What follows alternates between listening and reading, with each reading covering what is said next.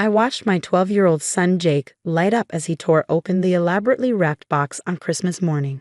Of £5, exactly what he'd been dreaming of all year. My mother-in-law, Diana, sat in her designer armchair, a self-satisfied smile playing across her perfectly made-up face. "Grandma, this is amazing," Jake exclaimed, hugging the box to his chest. "Can I set it up now?" "Of course, sweetheart," Diana cooed, shooting me a pointed look. "Since your mother couldn't manage to get you one, I had to step in." I bit my tongue, remembering the countless hours I'd spent trying to track down a £5 within our budget after Tom, my husband, lost his job. Diana knew our financial situation. She just chose to ignore it, like she ignored anything that didn't fit her perfect family narrative. Jake's excitement quickly turned to confusion as he opened the box. Instead of a gaming console, he found it stuffed with department store receipts and handwritten IOUs. His face fell, and my heart broke watching his disappointment. "Grandma," he asked, his voice small, "there's no £5 in here." Diana waved her manicured hand dismissively. "Oh, darling, I'm having it delivered later. Those are just promises for all the games we'll buy together. Isn't that fun? Like a treasure hunt."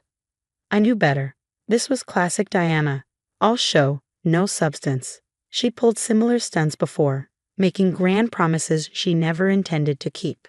But this time, she'd gone too far. This wasn't about me. She'd hurt my son. "Jake, honey, why don't you go show your dad your other presents?" I suggested, keeping my voice steady. Once he left the room, I turned to Diana. "What were you thinking?" "Oh, lighten up, Sarah," she scoffed. "He's fine. I'll get him the console eventually, maybe for his birthday if he behaves." "He's not one of your society friends, Diana. You can't just write IOUs to a child on Christmas morning." She stood up, smoothing her expensive silk blouse. "Well, if you and Tom had managed your money better, I wouldn't have to make promises, would I? Really, Sarah, working part-time at a bookstore. What kind of example are you setting?" My job at the bookstore had been a lifeline after Tom's tech company downsized. It kept food on the table and helped with Jake's school expenses.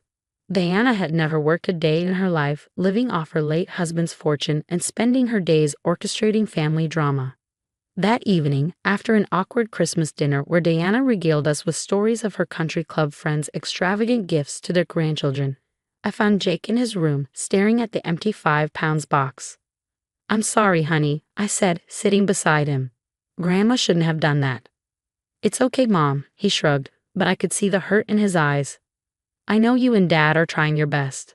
I hugged him tight, making a silent promise to fix this. What Jake didn't know was that I'd been saving every spare dollar from my bookstore job for months. I had a secret account, something I'd started after Diana's last grand gesture left us scrambling to cover promised expenses she conveniently forgot about. The next morning, Diana called, her voice syrupy sweet. "Sarah, darling, about the £5 situation. I'm having second thoughts. These gaming consoles, they're not good for children. All that screen time. Maybe it's better if Jake just returns the box to me.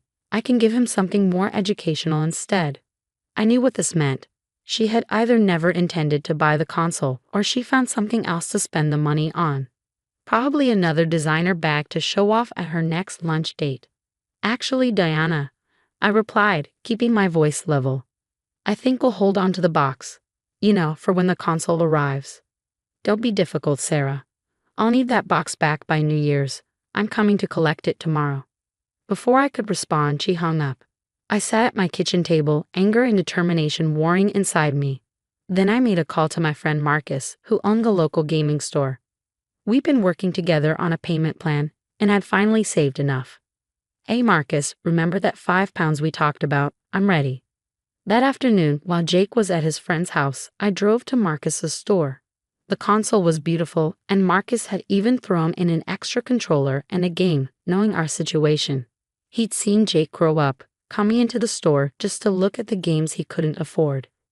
"Diana's at it again?" he asked as he rang up the sale. I nodded, counting out the carefully saved cash. "But this time, I'm ready." "You're a good mom, Sarah," Marcus said, helping me load the console into my car. "Jake's lucky to have you." That night, after Jake went to bed, I sat in the living room with Tom, showing him the console I'd hidden in our closet. Sarah, he sighed, how did you manage this? I've been saving, I said simply. Your mother can't keep doing this to Jake. I won't let her. Tom ran a hand through his hair, looking tired. His mother's manipulative behavior had always been a source of tension between us.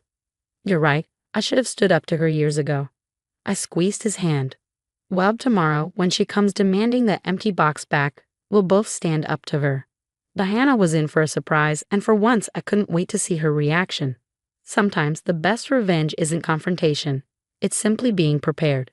Diana arrived the next morning in her Mercedes, dressed like she was heading to a board meeting rather than collecting an empty box. I watched through the window as she checked her reflection in her car mirror before strutting up our driveway. I'll just grab the box and go, she announced as soon as I opened the door, not bothering with a greeting. I have lunch plans at the club. Actually, Diana, we should talk, I said, stepping aside to let her in. Jake's in the living room. He has something to show you. She followed me, her designer heels clicking against our hardwood floors. The sound of gaming music filled the air as we entered the living room. Jake sat cross-legged on the floor, completely absorbed in his new 5 pounds, while Tom stood nearby, arms crossed. Diana froze, her perfectly plucked eyebrows shooting up. What's this? My 5 pounds, Grandma. Jake beamed, pausing his game. Mom got it for me yesterday. It's amazing. I watched the emotions play across Diana's face, confusion, anger, embarrassment. Her carefully maintained composure cracked. But that's not possible, she sputtered. Sarah, how did you afford this? Unlike some people, I replied calmly, when I make a promise, I make sure I can keep it. I've been saving for months. You had no right, Diana hissed, lowering her voice so Jake couldn't hear. This was supposed to be my gift to him. You're making me look bad. Tom stepped forward. No, Mom. You made yourself look bad when you gave my son an empty box full of false promises. Thomas. Diana gasped, pressing a hand to her chest. How dare you speak to me like that? After everything I've done for this family? What exactly have you done, Mom? Tom asked.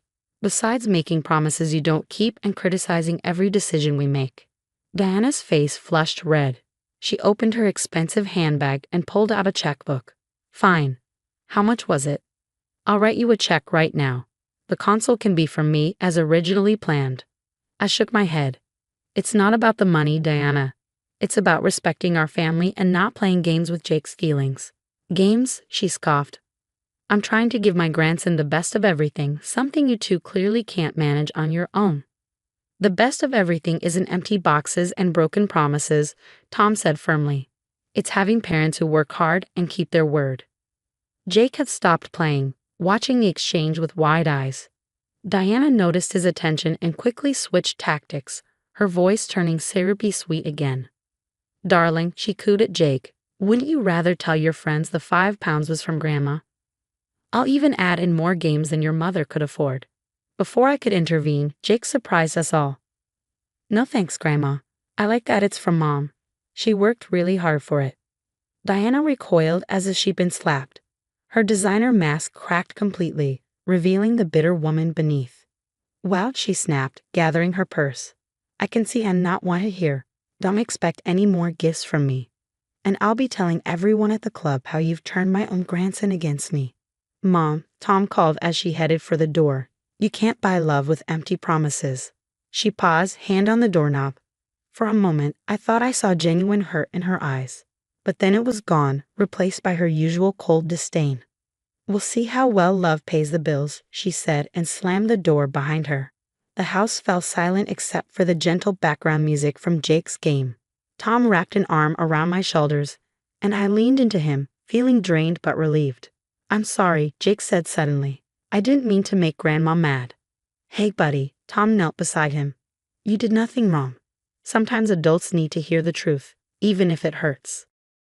I watched them together, feeling a surge of pride. We might not have Diana's money or social connections, but we had something more valuable, honesty and real love. Later that evening, my phone buzzed with messages from Diana's country club friends. She'd apparently spent the afternoon spinning her version of events, painting herself as the victim of ungrateful children. A few distant relatives called, urging us to apologize before Diana wrote us out of her will. Let her, Tom said when I showed him the messages. We've spent too many years dancing to her tune. He was right. Diana's money had always been her favorite tool for manipulation, dangled in front of us like a carrot, then yanked away the moment we showed any independence. Looking at Jake playing with his new £5, his face lit up with genuine joy. I knew we'd made the right choice. Sometimes, the best gift you can give your child isn't the most expensive one. It's showing them that integrity matters more than empty promises and that real love can't be bought or stole. The empty £5 box sat in a corner, a reminder that sometimes the most valuable lessons come wrapped in disappointment. Tomorrow we'd let Jake decide what to do with it, but for now, we were content in our small victory, having finally stood up to Diana's manipulative games. New Year's Eve arrived, bringing with it an unexpected series of events. While Jake was upstairs getting ready for our small family celebration, a text from Tom's sister, Ellen, popped up on my phone. Mom's having a meltdown at the country club. She's telling everyone you stole her gift to Jake and demanding the empty box back. What's going on? I showed the message to Tom, who shook his head in disbelief. She's really lost it this time. Before we could respond, our doorbell rang. On our porch stood Ellen, looking flustered in her party dress. I left Mom's New Year's gala early. You won't believe what she's planning. Over coffee, Ellen revealed that Diana had spent the past few days convincing everyone that she actually put cash inside the £5 box, $10,000 in $100 bills, supposedly meant for Jake's college fund. She's claiming you stole the money and bought the £5 with it, Ellen explained. She's threatening to go to the police. Tom and I exchanged glances, then burst out laughing. The box, I said, retrieving it from the closet. We never threw it away. Together, we opened the box in front of Ellen. Inside were exactly what we'd found on Christmas morning, store receipts and handwritten IOUs in Diana's elegant script. Ellen photographed everything, her hands shaking. She's gone too far this time. Half the club members have already promised to contribute to Jake's stolen college fund. She's collecting donations. That's fraud, Tom said quietly. She's actually committing fraud. I remembered the careful documentation I kept of the £5 purchase, receipts, bank statements, even security footage from Marcus's store showing me buying it. Once again, my habit of being prepared would pay off. Ellen's phone buzzed. Mom's telling people she's coming here now with the police. She looked up, worried. What are you going to do? Let her come, I said calmly. We have nothing to hide. When Diana arrived 30 minutes later, she brought not only 2 police officers but an audience, 3 of her country club friends who contributed to the stolen college fund. There, she pointed dramatically at the £5 as an officer examined it. That was bought with the money they stole from the box. I silently handed over my documentation to the officers, the receipt from Marcus's store, bank statements showing my systematic savings, and a statement from Marcus himself confirming our payment plan arrangement. Mrs. Harrison, one officer said to Diana, these documents clearly show how the console was purchased. Do you have any proof of the cash you claim was in the box? Diana faltered for the first time. Her country club friends shifted uncomfortably. The box, the other officer requested. May we see it? Ellen brought it out, along with her photos of its original contents. The IOUs were damning, each one in Diana's handwriting, promising future purchases that would never happen. Mrs. Harrison, the officer said gravely, making false police reports and collecting donations under false pretenses are serious offenses. Diana's face crumpled. Her perfectly crafted narrative was falling apart in front of her most important audience, her social circle. I was only trying to help, she whispered, but her friends were already backing away, murmuring about returning the donations. In the end, Diana wasn't arrested. The officers gave her a stern warning and advised her to return any donations she collected. Her real punishment was watching her carefully constructed social status crumble. As her friends hurried to their cars, Diana turned to us one last time. I hope you're happy, she spat. You've ruined everything. No, Mom, Tom said quietly. You did that yourself. After everyone left, we found Jake sitting on the stairs. He'd witnessed everything. Dad, he asked, is Grandma going to be okay? Tom hugged him tight. Sometimes people need to face consequences to learn and grow. Even grandmas.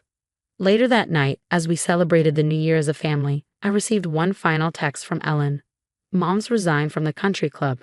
says she needs time to reevaluate her priorities.